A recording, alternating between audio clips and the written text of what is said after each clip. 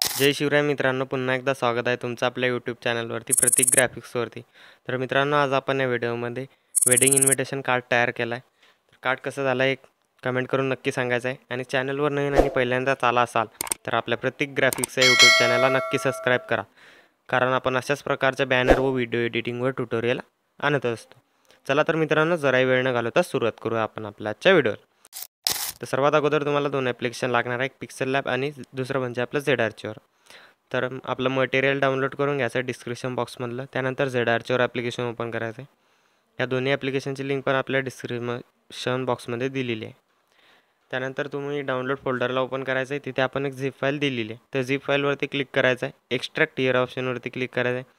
त्यानंतर इथे पासवर्ड मागेल, तर पासवर्ड आपल्या व्हिडिओमध्ये समोर दिलेला आहे, त्यासाठी व्हिडिओ जराही स्किप न करता बघायचा आहे. त्यानंतर ओकेवरती क्लिक करायचं आहे. बघू शकता की आपल्यासमोर असं वेडिंग इन्व्हिटेशन कार्ड फाईलचं एक फोल्डर ओपन झालेला आहे. त्या फोल्डरमध्ये आपण एक PLP फाईल दिलेली आहे.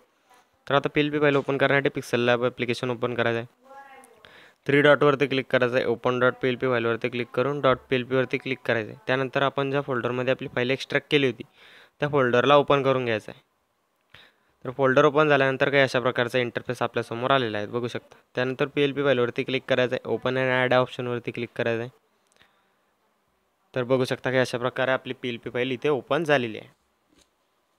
तर आता यामध्ये काही चेंजेस करायचे असतील तुम्हाला, म्हणजे चेंज तर करावाच लागणार आहे, तर लेअरवरती क्लिक करायचं आहे. इथून तुम्ही सर्व काही टेक्स्ट बिक्स्ट सगळं इथून एडिट करू शकता. आता फॉर एक्झाम्पल इथे त्याला नाव चेंज करायचं आहे, तर इथे आपण दुसरं नाव पण टाकू शकता, असं मराठी कीबोर्डमधून. ओके, तर ओकेवरती क्लिक करायचं आहे. बघू शकता की अशा प्रकारे इथून टेक्स्ट एडिट होतात. तर काही PNG वगैरे तुम्हाला काही साईडला सरकवायचे असतील तर इथून लेअर अनलॉक करायची. त्यानंतर तुम्ही या साईडला पण लावू शकता, की अशा प्रकारे तुम्हाला हवं तिथे लावू शकता, PNG ॲडजस्ट करू शकता.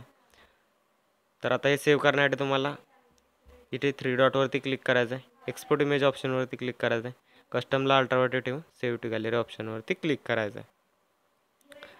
तर व्हिडिओ आवडला असेल तर या व्हिडिओला नक्की लाईक करा. चॅनलवर नवीन आणि पहिल्यांदाच असाल तर आपल्या प्रतीक ग्राफिक्स यूट्यूब चॅनलला नक्की सबस्क्राईब करा. तर आजच्या व्हिडिओमध्ये एवढंच होतं मित्रांनो. भेटू अशा नवीन आणि इंटरेस्टिंग व्हिडिओमध्ये. तोपर्यंत जय हिंद, जय महाराष्ट्र.